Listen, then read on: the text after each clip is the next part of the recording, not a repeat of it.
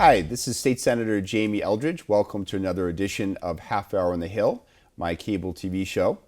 And I'm so honored today to have Priya Sundaram, a member of the Boxborough Select Board. Priya, thank you so much for coming on the show. Really appreciate it. Thank you, Jamie. I'm glad to be here with you. Yeah. And I feel like we've formed a strong partnership. You are one of the municipal officials in my entire district that is very, very active, calling me to get updates on state things and things working on in Boxborough. So I appreciate that because I actually don't hear that much from municipal officials. So I hope you don't start hating me for bothering you too much. You and Dan, I guess. Right, exactly. Yep. No, I welcome that. Yep. And how long have you and your family been residents of Boxborough? Boxborough since 2012, so it's almost going to be 13 years. Okay. Here. Excellent. Yeah. Excellent. And I'm just curious, you ran for office 2 years ago. Was there something that motivated you to run for the select board? Well, I think when I moved, both my kids were young, and I was volunteering. Volunteering was always part of my upbringing. Is that right? Okay. Yeah. My dad used to volunteer back in India. He used to volunteer in the slums of India. So, oh my goodness! Wow. He helped.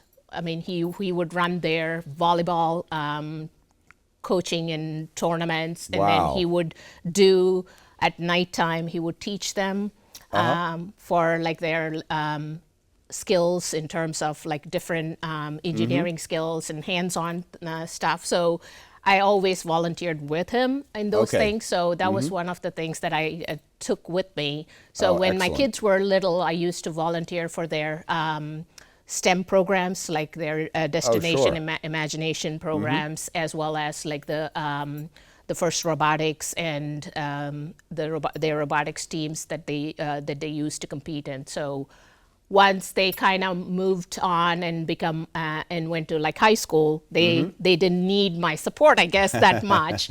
And then it also ended up being the time when we had the first Trump administration. That So that really influenced you. That influenced me a lot in terms of where I was more looking into the kids' activities. I started looking into I felt the best way to make a difference is to really have a voice, and the best way to have a voice is to be involved locally. So that's what brought my interest.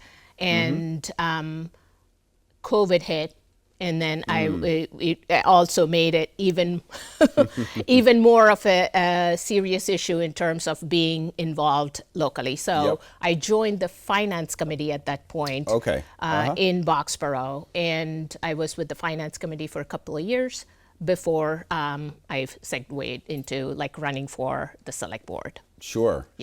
And running for the select board, what was that experience like? Did you go door to door? Did you send out mailers? How did you run? I think I spoke with anybody and everybody in town because I wanted them to know me and to know me for who I am and what I'm going to bring to the table. So I would be in our transfer station passing out flyers. Oh, sure. I would go to neighborhoods and then go door to door, talk to folks there. And I would be in the Council on Aging when they used to meet. I would go to folks when they were doing knitting groups. So I pretty much went wherever I needed to be so that I can tell people what I'm running for, what my platform is, and what is it that I was wanting to do. So it was important that I met with people where they are and talk to them. So absolutely. And I love you said the transfer station, because in New England, I feel like that's a unique political characteristic. Is that at the time for me growing up, it was the town dump. Now it's the transfer station. But that's where candidates go to meet voters. Oh, it is. Yes. That is great. Yeah. That is great. So you've been on the select board now for 2 years. 2 years, yes. And as far as the select board go, are you a liaison to any any other boards or committees, or how does it work on the select board? Yes, I'm currently a member of the select board being represented in the fire station building committee. Oh, sure. So our town is in the process of building a new fire station. Yes. Our fire station, original one, was initially was built a while ago when it was a volunteer fire department in the 50s, and then it had some renovations along the way, but we are now at a point where no amount of renovation is going to be feasible to the building. It's really getting old and no longer able to fit the programming that we need for the town to be utilizing. So we are we created a fire station building committee. Okay, sure. And Yep. yeah, and I am part of that. Yeah, I'm absolutely. a voting member of the fire station building committee as well. That's great. That's great. Yeah, I feel like Boxborough has changed so much. Yes. Obviously, it still has a lot of agricultural roots, but it's become very much, a modernized town. I joke now there's traffic signals in Boxborough, which were not the case when I grew up in Acton. Yeah. And there has been a decision on the fire station as far as the location. Is that correct? Yes. So the original, we had a Boxborough building committee that was looking into this back, I think I want to say starting from 2013. So there was multiple different sites, over 10 different sites that were looked into all along Mass Ave. And it came to a point last year that we decided that too many things happened, and we kind of let time pass so much that we needed to kind of start fresh. So the select board dissolved the Boxborough building committee, and we said we'll have a committee that is just focused on the fire station. Oh, sure. And so we created in July of last year the fire station building committee, and we also in the town annual meeting we got about $500,000 appropriated and approved by the town to work towards going through a formal process of sure. hiring an OPM and an architectural firm to kind of review the whole thing and come up with the main charter for the new fire station building committee was to come up with the site. So when we started with maybe 3 or 4 sites in the beginning, and then we kind of pretty quickly zoned to 2 sites, the current location as well as 72 Stowe Road. And our OPM helped us along the way in terms of they came up with the matrix. Oh, okay. So that allowed us to pick sites in terms of taking away the emotional content out and making it more quantitative and qualitative. So that's how we came up with went through the matrix for both the sites, and we finally came up unanimously with the 72 Stowe Road site. So that's the 72 site. Stowe Road. Yep. Yep. Okay. We have come up with. And so I've seen you at the Winterfest, talking about the Yes. plan. Yes. And really doing a lot of outreach. And so what are the next steps now for the fire station? So the next steps is obviously we want to go to the next designing phase, which is more of schematic design. Up until now, we were pretty much at the conceptual design phase. So now we will be moving to the schematic designs, for which we are going in front of the town, requesting about a little over $2.5 million. And then we are also asking for, there was an issue along the way when we noticed that in our zoning bylaw, there was the word governmental was dropped off from the definition. It's there in the zoning. That's me, yeah. But it's not there in the definition, which means currently as it is, no government or municipal building can go anywhere in town. So we are also having that article coming up in front of the town so they can we can clean that up, make sure that we have that definition put back in, and then we'll also get approval for the little over $2.5 million for the schematic designs. Sure, because the actual construction will likely cost a lot more, right? A lot more, yes, definitely. And that's one thing I think sometimes residents in Massachusetts don't realize is that, at the state level, there's state funding for schools, there's state funding for libraries, but there's no state, building authority, if you will, for public safety or for senior centers. Yes. So it's all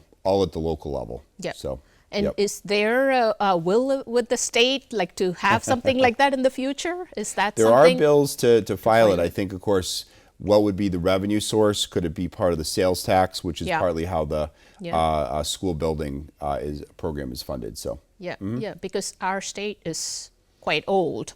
So I'm Yes. assuming that we are not the only unique town Right, that is in the exactly. process of renovating or like rebuilding our fire station to new codes and standards. I'm sure there are Yep. other towns too. So it would be a welcome thing for many of the Definitely. towns to have that support. definitely, yep. The city of Marlborough right now is looking at a location for a new fire station. Station as well. Oh, yep. wow. Okay. Yep. So Okay. yep. And then senior centers all over the district are being built. But too. Yep. Yes. Yep. Yes. Absolutely. Yep. Well, that's great. Well, I appreciate your work on that. And then, of course, on this sort of public safety front, I really appreciate how vocal you've been about the very sad news about the closure of the Neshoba Valley Medical Center and how that's impacted Boxborough. Yeah. Because I think that there were some of my colleagues, and unfortunately to some extent, the governor, that didn't think it would have such a negative effect, but Yeah. it really has, and we've heard from the Boxborough fire chief about that. Yes. So thank you for being so vocal. Have you heard from constituents about that, about the hospital closing? Yes, definitely. I mean, it might sound like not a lot of people from Boxboro utilize the Neshoba Valley. You'll be surprised. There Exactly. were quite a few people that were utilizing them just because it was so much easier for us to get to the Neshoba Valley. Plus, it didn't have that big hospital vibe. It was much Right. smaller, much more unique to like catering to the neighborhoods, right? Right, Like direct service, right. direct service for all of our the surrounding towns. So it's definitely a loss for us to lose the Neshoba Valley. And the other side effect of that is that like now obviously there's longer waits at other emergency rooms, be it Emerson or Lowell General or Haywood Hospital, anywhere else, right? Right, exactly. So our firefighters are spending a lot more time. It's not even just the emergency room wait, it's for them to even get to the triage in the emergency room. So many of our patients that we take them to all these places end up staying in the ambulance. They're waiting in the ambulance to be taken into the emergency room. Sure, I sure. don't think people realize that piece, and it takes us a lot longer to respond to calls. And while people are getting being responded to Sure. at the hospital level, or while they're waiting at the emergency area, we might get other calls, and we'll have to backfill extra personnel to respond to those, because normally what would have taken us 15 minutes to go drop them off at emergency room and come back, now it's taking close to 45 to an hour. So that additional time we have to absorb as towns. So that is another additional burden on all our towns in terms of the cost it's going to take and everything else. Yeah. Absolutely. Yep. And that's why I know Boxborough, the fire chief and of course the select board has asked for operating funds Yes. to make up the difference of Yes. some of those increased costs. Yes. Yep. So that's something that we're beginning to advocate for. I want to ask a few more questions for you about that and a few other things. We're just going to take a little break. So we'll take a little break and we'll be back shortly with the next version of Half Hour on the Hill. Oh, right. Look at you taking the stairs. Who are you? We're your lungs. We are proud of you for quitting smoking, but you still may be at risk for lung cancer. A routine cancer scan can detect it early when it's more curable. Good to know. Well, I gotta go somewhere. So do we. So do we. Listen to your lungs. Get a routine screening that could save your life. Talk to your doctor and learn more at savedbythescan.org. Senator Jamie Eldridge talking to Priya Sundaram, Boxborough Select Board Member, and we're talking, of course, about really what I would say the tragedy of the closure of the Neshoba Valley Medical Center in Ayer and how it's in fact impacted all of the communities, including Boxborough. The latest news, which I spoke to the Ayer Select Board earlier this week, was that UMass Memorial has decided to build a standalone ER facility in Groton, which is further away. It's a little more Yep. west than Ayer, and it won't be a full hospital. Yep. So what we are working to do is, in addition to getting that operating funding, is asking questions about well, what will a standalone ER facility be like? How robust will that be?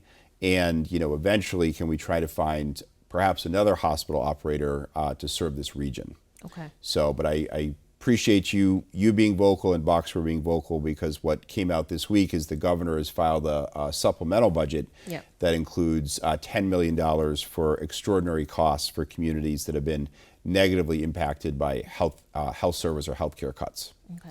So that's a positive step, but obviously not the restoration of the hospital. Yep. So My only concern with that one, Jamie, is that like in reading it, maybe I'm reading too much between the lines, but in reading it, it says for all Stewart healthcare, right?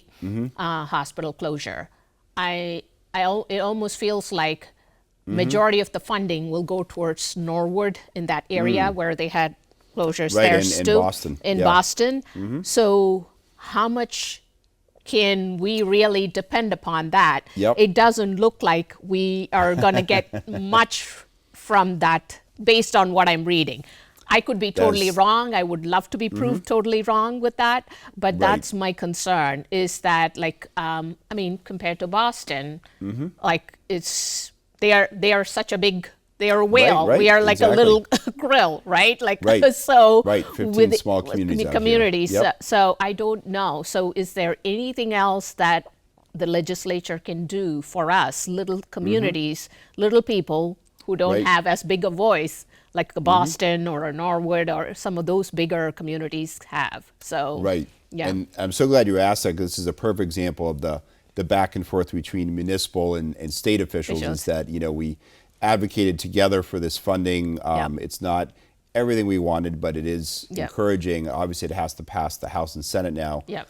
But now, I can go back to Governor Healy's office to say, well, realistically, does this mean, $400,000 for Boxborough maybe, or is this, $50,000? Yes, So, yep. So those are the questions we'll be asking. So don't have the answers now, but Okay, I appreciate you being vigilant to be in touch with me about that. Yep. Yes, Yep. yes. So I know. As soon as it came out yesterday, or it was yesterday, I think. Yes, yeah. it was. Yep. Yeah, and Yep. I was trying to read and make sense of it, and it's it's so ambiguous. It's I don't know. Is it ambiguous for a purpose? So Right, it makes you exactly. wonder. Yeah. Yep. Yeah. So we'll work on that. Okay. I know lots of things going on in Boxborough, and a project that I was very proud to advocate early on, because I represent not only Boxborough but Littleton, is this water project to best serve a number of the multifamily housing in Boxborough, by 495. Yeah.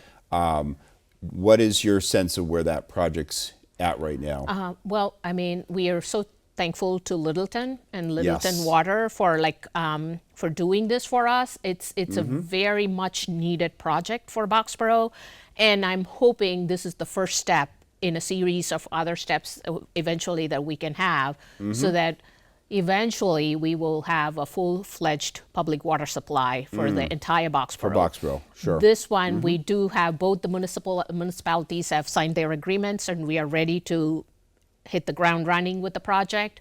But this will serve about 25% of Boxborough and population, which is a great start. I'm very thrilled about that. I'm happy that that folks on that west side of 495, where we Yes. have a lot of apartments and high-density housing, will be benefiting from this. But Absolutely. And the water was not of the highest quality, and there was yeah. concerns about PFAS and other things. Yes. So having this would kind of help in terms of doing all the mitigation measures and everything at a higher, bigger scale, as opposed to each individual's getting stuck with doing their own mitigation efforts Right. for the PFAS and everything. Yeah. Exactly. Yes. And myself and Rep. Sina were, of course, happy to advocate for some of the state funding, which comes from the Clean Water Trust, to make Yep. this project possible. Yep. So that's been a great partnership. I'm looking forward to seeing that going forward.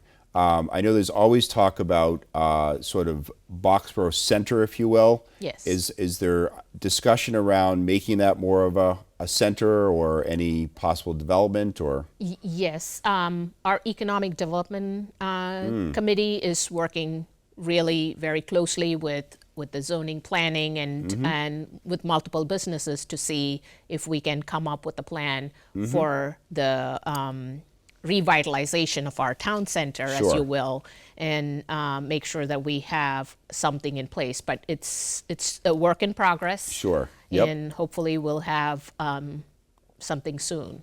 That's So, great. Yep. That's great. And then, of course, Boxborough is just so great at protecting so much open space, yes. using the Community Preservation Act, Yes. Other funds. I know recently I was at a celebration for, I think it was a former apple orchard, that now it's going to be protected. Yes.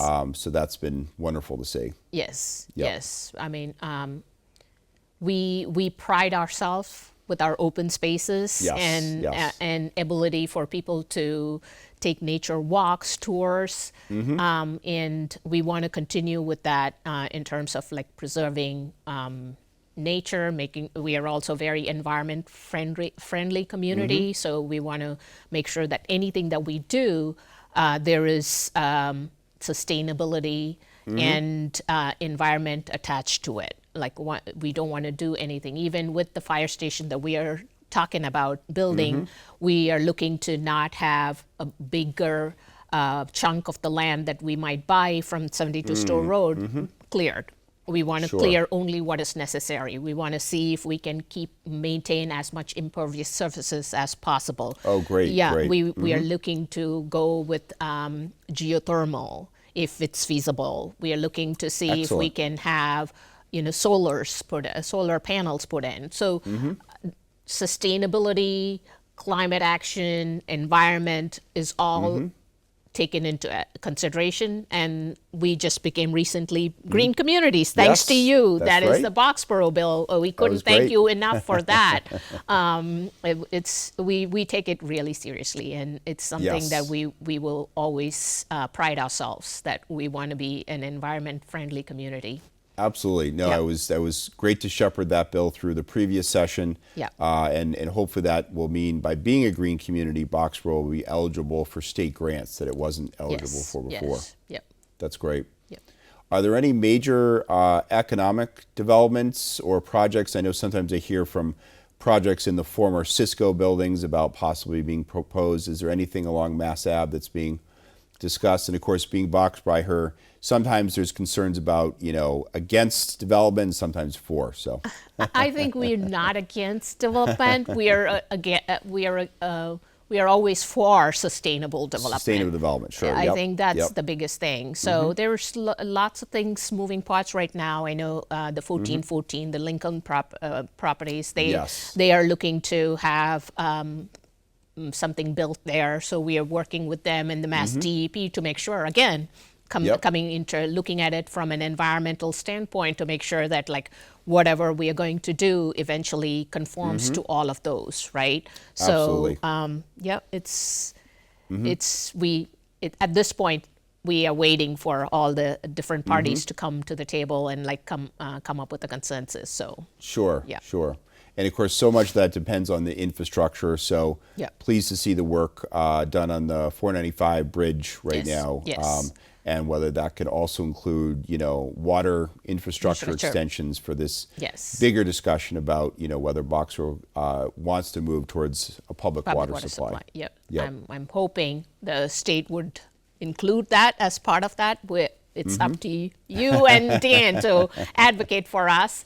And we do definitely are looking into becoming part of a water district as well, looking to see if we can Yes. partner with like maybe Acton or Littleton, Littleton, right? Yeah. So whoever would work with us, we are definitely open to like talking to them and making sure that that is something that we move forward as a next step, right? Because I know in speaking with you a few months back, you said like the best way to do it is become part of a water district. So we have taken that seriously, and we are definitely looking to partner so that eventually we can get more funding or support from the state that would Right. help us to move our town to a full-fledged public water supply system. Yeah.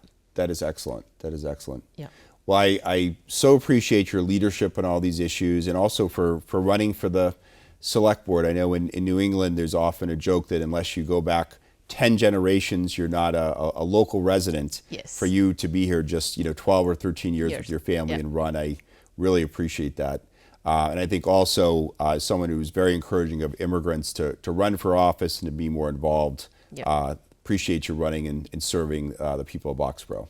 Yeah, yeah. Boxborough has been, it's my extended family. Everybody has been so welcoming, and I just don't feel like, I know as an immigrant, sometimes you feel alone and lonely. Boxborough never let me feel that way. So everybody has been very welcoming. My kids feel at home, I feel at home, and I just feel like I need to give it back to That's great. the community that welcomed us with open arms. That's great. Well, thank you so much for coming on the Half Hour on the Hill. Honored to have you. So yeah, we've been talking with Priya Sundaram, member of the Boxborough Select Board. Thanks for tuning in to Half Hour on the Hill, and please stay tuned for future shows. Thank you so much.